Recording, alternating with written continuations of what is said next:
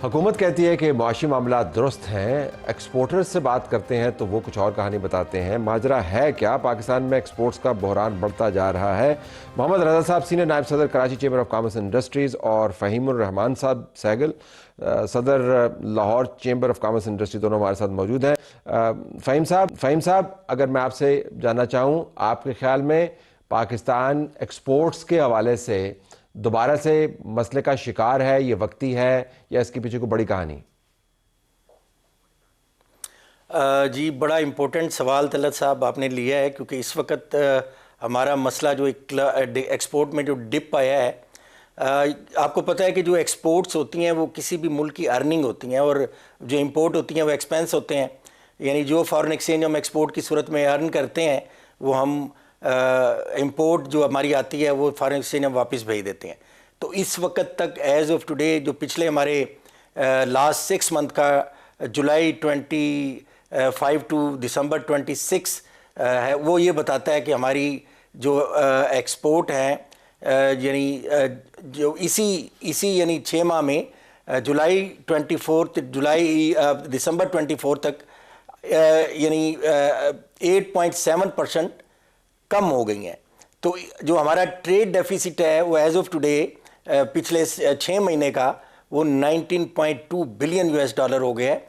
तो ये एक बड़ी अलार्मिंग सिचुएशन है और इसी रेशो से अगर आप एंड ऑफ फिस्कल ईयर ये हमारा जो trade deficit 38 billion US dollar तक जा सकता है। तो मैं समझता हूँ कि इस वक्त ये जो एक्सपोर्ट हमारी कम हुई है ये बड़ी अलार्मिंग सिचुएशन है और इनके पीछे कुछ वजूहात हैं जिसको हम बहुत सारे फोरम पे एड्रेस करते हैं। एक तो हमारा कॉस्ट ऑफ डूइंग बिजनेस जो है वो बहुत ज़्यादा है ड्यू टू इलेक्ट्रिसिटी, जो हम इलेक्ट्रिसिटी और ये गैस और ये पावर टैरिफ की वजह से। फिर आपको पता है हमारा रेट ऑफ इंटरेस्ट भी रीजनल कंट्रीज़ में ज़्यादा है।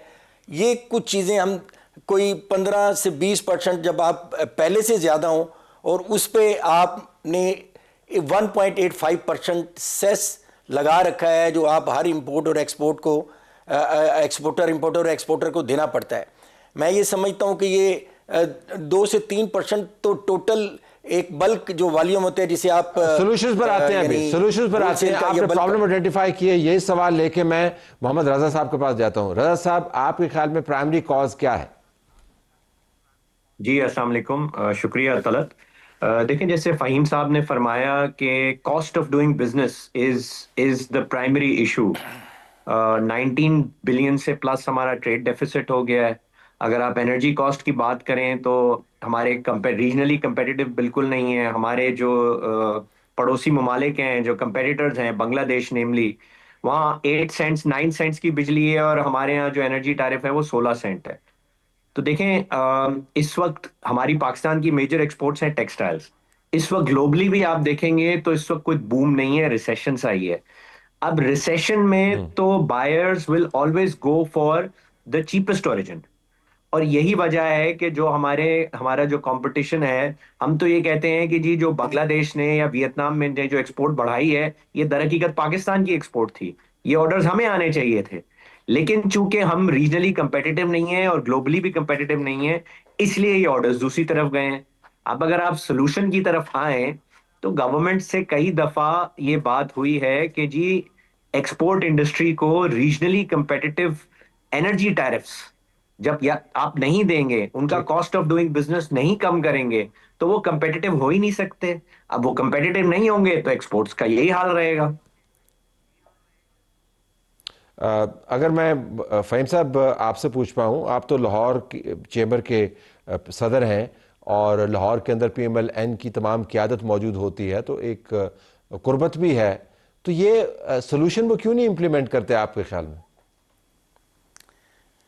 मेरे ख्याल में देखें, स्टेट मैं समझता हूँ गवर्नमेंट कोई भी हो, इसके पास रिसोर्सेज भी होते हैं, इसके पास पावर भी होते हैं। सिर्फ ये है कि विल की आपको इम्प्लीमेंट करने के लिए ना विल चाहिए होती है। तो गवर्नमेंट अगर चाहे तो ये चीज़ों को एड्रेस कर सकती है। हम लोग हर फोरम पे इस वक्त 2-3 चीज़ें मैं आपको हाईलाइट कर दूं तल्लत भाई। अगर आप पावर टैरिफ सिंगल डिजिट पे ले आएँ, आप अपना rate of interest single digit पे ले आएँ, तो ये 2 मेजर एसेट और अपना ये जो एक्सपोर्ट और इंपोर्ट पे सेस ख़त्म कर दें। हम इस वक्त जो इंपोर्ट भी करते हैं ना, वो ज़्यादातर एक्सपोर्ट का रॉ मटेरियल है या इंडस्ट्री का रॉ मटेरियल है। तो मेरे ख्याल में ये दो तीन चीज़ें कोई कहते हैं ना, कोई रॉकेट साइंस नहीं है। तो इसमें कुछ ऐसे मेजर जो हम रीजनल कंट्रीज में कंपेटिटिव हो जाएं, ये चीज़ें कर लें, अगर गवर्नमेंट इसको इन दो तीन चीज़ों को टैकल कर ले तो हम एक्सपोर्ट बढ़ा सकते हैं। राजा साहब, इंटरेस्ट रेट कितना नीचे लाएं? देखिए जी, इंटरेस्ट रेट की डिमांड तो हमने हमेशा से सिंगल डिजिट की है। ये बहुत खुशाइन बात है कि वो 22% वाला इंटरेस्ट रेट आज 10 पॉइंट समथिंग पे आ गया है। लेकिन देखें, हम हमेशा ये बात करते हैं कि ये रीजनली competitive होना चाहिए। जिन ममालिक से हमारा कंपटीशन है उसके हिसाब से हमारा इंटरेस्ट रेट होना चाहिए। और अगर आप बांग्लादेश की बात करें तो वहां पे भी एक्सपोर्टर्स के लिए सब्सिडाइज इंटरेस्ट रेट है, कंबोडिया में भी है, वियतनाम में भी है, जो हमारे इस वक्त टेक्सटाइल के मेन कंपेटिटर्स हैं। तो ये इंटरेस्ट रेट को मजीद नीचे लाने की गुंजाइश है, क्योंकि इन्फ्लेशन नंबर्स भी यही बताते हैं कि इंटरेस्ट रेट में मजीद कमी की जा सकती है। अगर मैं फहीम साहब आपसे पूछ पाऊँ, आईएमएफ के साथ जो हमारी बातचीत चल रही है, क्या वो भी रुकावट हो सकती है, क्योंकि वो सब्सिडीज और कंसेशंस के बिल्कुल खिलाफ हैं? मैं ये समझता हूँ, देखें, कोई भी पॉलिसी जब आप बनाते हैं तो डिक्टेशन लेना अपनी जगह, लेकिन कोई भी पॉलिसी बनाए आप अपने लोकल कल्चर को, लोकल इन्वायरमेंट को और इंडस्ट्री की रिक्वायरमेंट को रख के बनानी पड़ती है। हमारा अलमिया ये है कि हम चीज़ें जब पानी सर से गुजर जाता है उसके बाद हमें होश आती है। तो हम अगर आईएमएफ से भी कुछ चीज़ नेगोशिएट करना चाह रहे हैं तो we should be a good negotiator.